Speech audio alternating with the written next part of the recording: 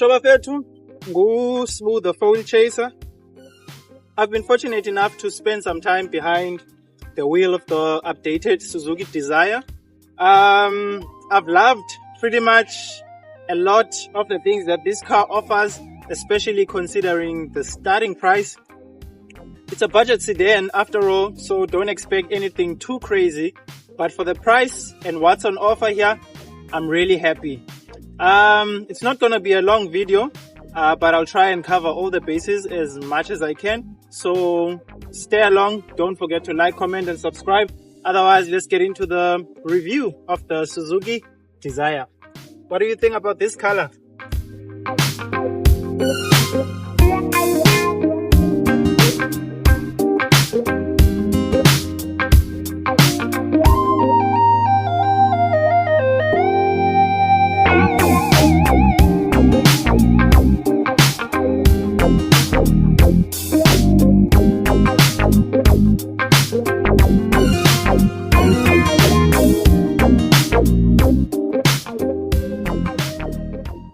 The exterior of the Suzuki DZire is about as simple as they come. There's no fancy stuff here, just the basics done right.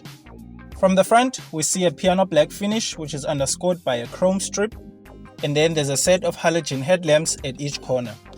And then coming to the side, we see a set of 15-inch gloss black rims which are standard on this GL Plus variant. The base GA unit uses 14-inch items. And then coming to the vehicle's talking point, the rear, we see a compact hatch with short overhangs. It boasts a boot lid spoiler, 378 liters of packing space, and a pair of LED T-shaped light clusters at the back.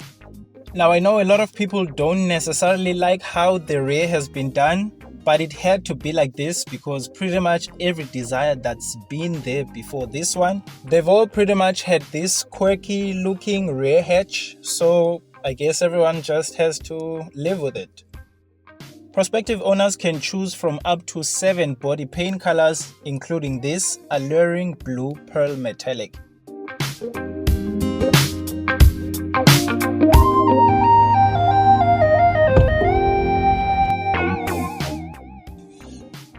Alright, Shoba Fetu, let me show you the inside of the new Suzuki DZire. This is the key. I'll show you a picture of the key. I took a few pictures of the key. This is the key. It's okay for a budget car. I know a lot of people like to complain about keys and stuff, but a key should be like this. Nah. Let's switch that off. Alright, so the first thing you'll notice about this inside or this interior is the two-tone combination. You've got beige and then you've got black. When I picked this car up from Suzuki, one of the guys who actually cleaned the car or who helped get the cars clean, he said the best thing he can recommend for me is Handy Andy. Good thing I haven't had to use Handy Andy on any of the surfaces because pretty much I've been using the car alone, so I've made sure to keep it clean. So we've got this two-tone combination. There's the beige, there's the black on the dash. It's all plastic. Don't expect anything fancy in here. It's a budget sedan after all. And then you've got these seats. These have got a lot of people talking. I don't mind them, but if there was an option, I'm not sure if there's an option to opt for the black cloth. But yeah, I feel I would change just the seats. Otherwise, the two-tone combination in the vehicle, I mean, nowadays you get a lot of cars which are plain black, which somehow make the interior space feel dull or seem dull. So this I love. I would only change the seats. You've got a leather wrap, not leather, soft touch steering wheel with multifunctional keys. You've got buttons for your cruise control, buttons too. I mean, it's the universal steering wheel that we've all come to know from Suzuki. And then you've got a 7-inch touch screen with both Apple CarPlay and Android Auto. Sometimes it works wirelessly, sometimes you need to stick in your cable. Good thing you've got a USB port in there and a 12-volt socket. I've got a space to store my device, 2 cup holders, and a 5-speed manual transmission. Air vents, and then I've got my climate control, physical buttons, very important. The instrumentation, it's analog and it looks really familiar. I've seen this in the Suzuki. People say this is pretty much a Suzuki Swift with a hatch. So yeah, it makes sense to have this the same as you do in the Suzuki Swift. What else? And then I've got buttons to switch off my parking sensors and then there's all round electric windows and then electrically folding side mirrors. Pretty much that is that about the inside. Oh, and then you've got the rear passengers have got, how can I forget this? The rear passengers have got their own charging ports. So you've got a Type C and then a traditional USB port. I've been using this mainly to charge my other device. Let's jump into the back quickly.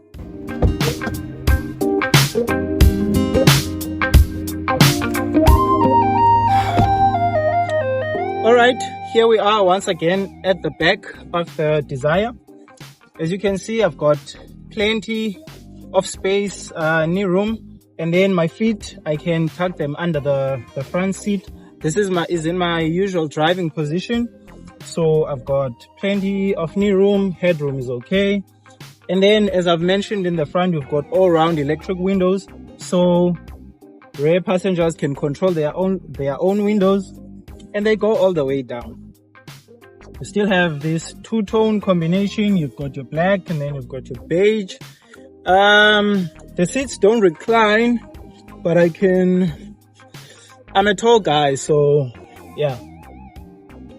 Otherwise, it's a comfortable space to be in. And then you've got your center armrest with 2 cup holders. Everything is pretty much beige in here. So if you're gonna store anything in here, just make sure not to store black coffee because yeah, it's not gonna end well.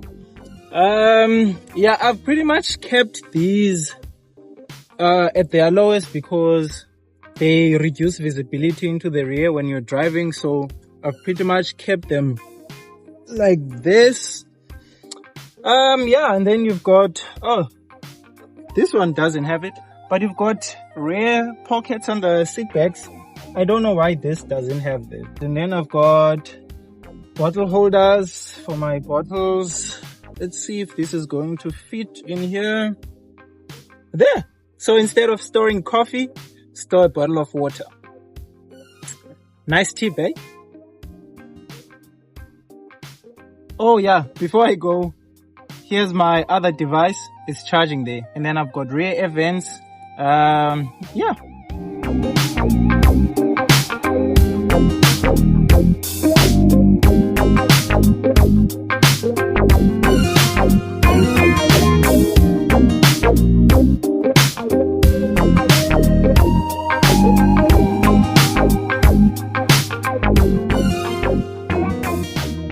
Okay, Bafetu, let's look at the engine of the Suzuki DZire.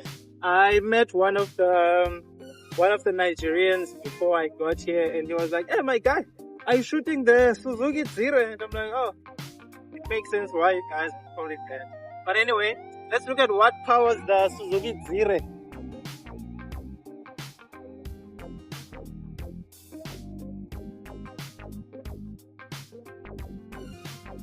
I had to switch it off. The engine was making quite a lot of noise. So this is a 1.2 liter naturally aspirated engine. It produces 60 kilowatts and 112 Newton meters, driving all that power to the front wheels through a 5-speed manual transmission. It is smooth, it is economical. Some may look at the power figures and think, it may be underpowered. I mean, I've driven the car for 7 days. I didn't feel myself needing more power than this. Especially if you consider the weight. I've pretty much been inside the vehicle all by myself. So overtaking was a breeze, cruising was okay, and trying to hit the 120 kilometers per hour on national routes was not a problem. So it's a good engine, it's fuel efficient, and pair that to how good the suspension of the vehicle is, you've got a winning formula. Alright, Shobafetu, let's quickly talk about how the vehicle drives. So as mentioned, I've got 60 kilowatts in here and 112 Newton meters of torque. The one thing I've enjoyed with Suzuki's cars is how light their pedals feel. I mean, the steering wheel, the combination of a light steering wheel, light pedals, and the easy working of the gear stick, those work together in harmony to give you the best driving experience, the best I've had as far as my experience goes. I've pretty much test driven Suzuki's cars, so far I'm really happy. This car, compared to the Suzuki Swift, is really comfortable. I love these seats. They are really comfortable. Yes, they can get dirty easily. That doesn't really bother me. But the fact that I can drive for miles without having backaches, back pain, is a huge upside for me. Especially considering the fact that I do a lot of out of town driving. So comfortable seats are a win for me. I'm averaging 5.7. The lowest I've seen is 5.6. Suzuki claims 4.4 liters per 100 kilometers. Unfortunately, I have not been able to achieve that claim. Otherwise, out on the highway, it drives really well. At the moment, I'm driving next to the sea. And unlike something like the Jimny, where I've experienced a lot of body roll because that thing is built like a brick, in here, it's smooth sailing really. You don't necessarily feel the wind blowing. Otherwise, it drives really well, man. The only thing I've found to be a bit of a problem, which is mainly going to be a concern for new drivers, is the fact that these pedals are light.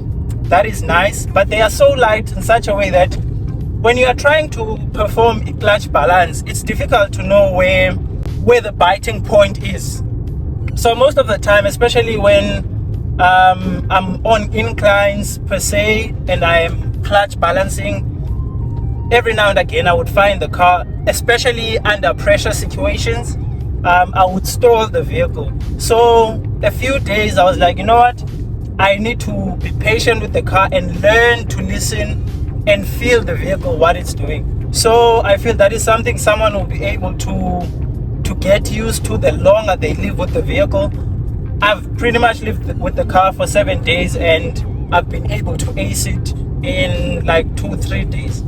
So that is the only, I wouldn't necessarily call it a downside, but that is something worth mentioning, I guess. We are now taking the car back to its rightful owners. Do let me know, man, what you think, whether you would pick this over the Swift or you would go for the Swift. Now, as a reminder, the range starts at 224,900 rands, and some of the rivals include the Honda Amaze and the Hyundai Grand i10 sedan. However, if one is keen on the Suzuki DZire, this is how much you can expect to pay on a monthly basis for this budget sedan. Each unit of the Suzuki DZire is sold with a 5-year, 200,000 kilometer warranty and a 4-year, 60,000 kilometer service plan.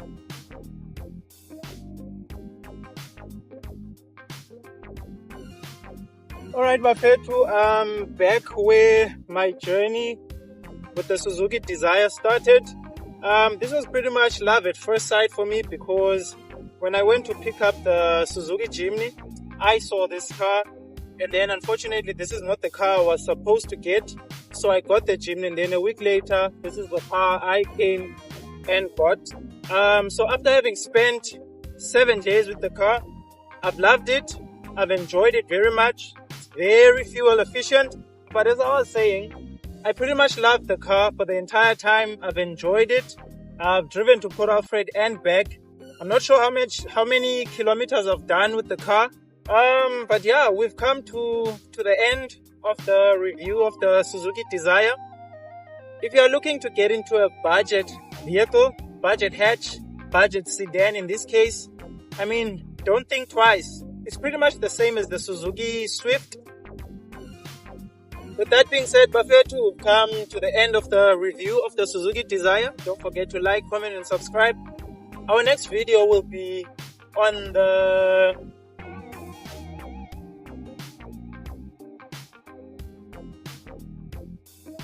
my next review is going to be on the Renault Duster, which I showed with the guys at Kelston Makanda. So do stay tuned for that. I'll see you all on the next one. Take care.